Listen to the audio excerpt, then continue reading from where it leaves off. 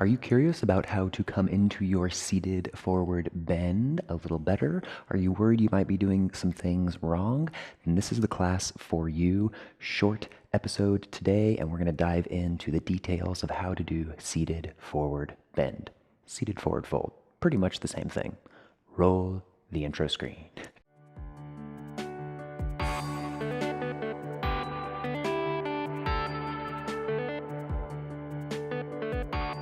Hello, magnificent human beings. My name is Landon Slaughter. This channel is all about fixing the kinks in your practice by deepening your knowledge of yoga so that you can create a truly transformative practice for yourself. And today we are looking at seated forward bend, seated forward fold, Paschimottanasana. It's all basically the same thing.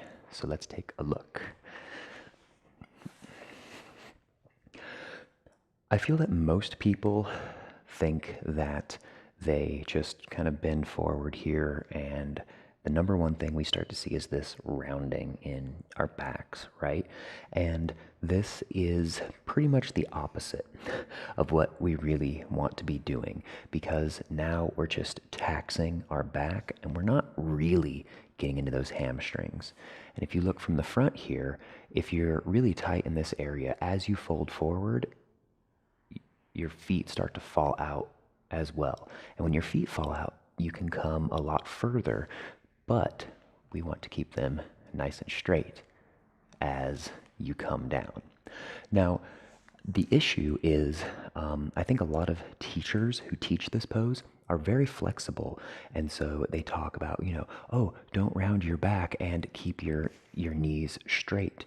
Well, this is ridiculous because for the most of us, this is not accessible, right? I can't bring my torso all the way down to my shins and still keep everything perfectly flat because I have tight hamstrings. So here is the best thing to do. Put a bend in your knees. And again, I think people freak out. They're like, oh no, I don't want to put a bend in my knees because it doesn't look right. I don't see anybody else putting a bend in their knees. Well, go ahead and be the awesome shining example for the class of what you should do. If your hamstrings are tight, put a bend in your knees. It's okay. So go ahead, put that bend in your knees. And honestly, more than you think. I tell folks, put a bend in your knees, and they go, okay. No, really bring them up. And then you can create a nice flat spine. Puffing out your chest a little bit is a good way to think of it because that gets that length. Although it's kind of more of puffing out your chest is more of a byproduct of lengthening from that low mid back. So lengthen from low mid back and then hinge forward at your hips. Hands can grab wherever you like. So your inhales, you lengthen your spine. Exhales, you hinge forward. Inhales, lengthen. Exhales, hinge forward.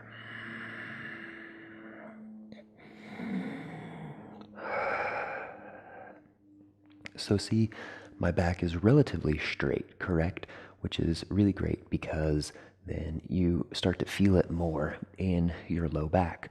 And while, forward fold has a lot to do with hamstrings, it has just as much to do with your low back. So if your low back is really loose, then that helps, your glutes kind of loosen up as well, and then encourages your hamstrings. Everything is connected, right? So if you can easily bring your chest right here and still keep that flat back, perfect. Your next goal is to bring your heels out by about 1 inch and then do the same thing. You inhale, lengthen, exhale, hinge, inhale, lengthen, exhale, hinge. And then if you can still keep that flat back, then cool. Bring them out another inch. Inhale, lengthen, exhale, fold, inhale, lengthen, exhale, fold. And then just keep working on this until eventually your legs will be all the way down and you can bring that torso all the way down. The next tip I want to share with you is about what your belly is doing. And it really helps to bring that belly in towards your spine because that will help you to encourage you to fold a little bit more. And in any yoga pose, there's a lot going on. There's also a lot going on here in this posture as well. So looking forward, we have a small bend in our knees. You inhale, lengthen, exhale, fold. So you want to keep that belly in to your spine, but still work with your breath, right? So that's the challenge. How do I keep my belly in at my spine and still breathe? So find the rhythm, find the cadence that works best for you. Looking forward, you really want to inhale, lengthen, exhale, fold, but still keep your eye gaze gently forward, not too much and not down, because that encourages us to round in our back, right? So just keep an eye gaze forward at neutral, creating that equal lengthening through our spine.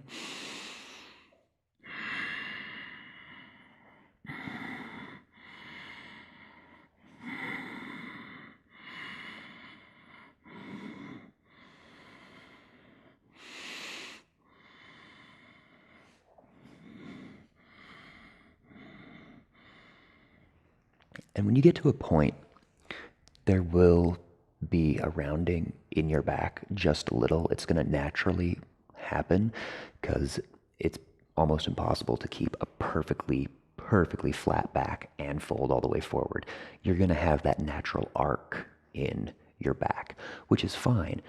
But all the while, you really need to be thinking about the space between your vertebrae. So each inhale really creates that space.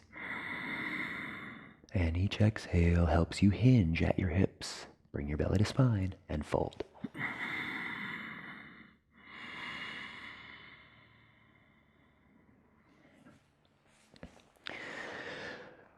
So that will help you come deeper into your forward fold. Really, it's just about being comfortable in that low back and not compensating in one area, not letting your feet fall out, and then not rounding too much in your back as well. Oh, almost forgot. Last bonus tip I want to give you is some people have this kind of natural thing where they round too much and they're sitting back kind of on their butt.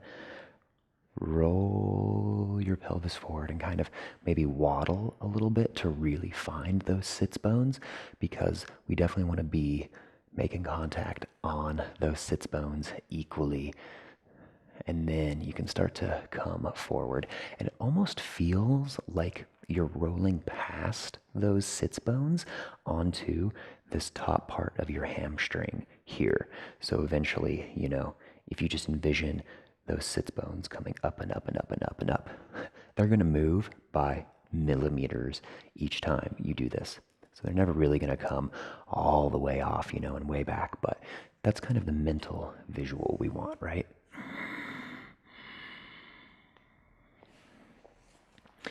Awesome. Thank you so much for being here.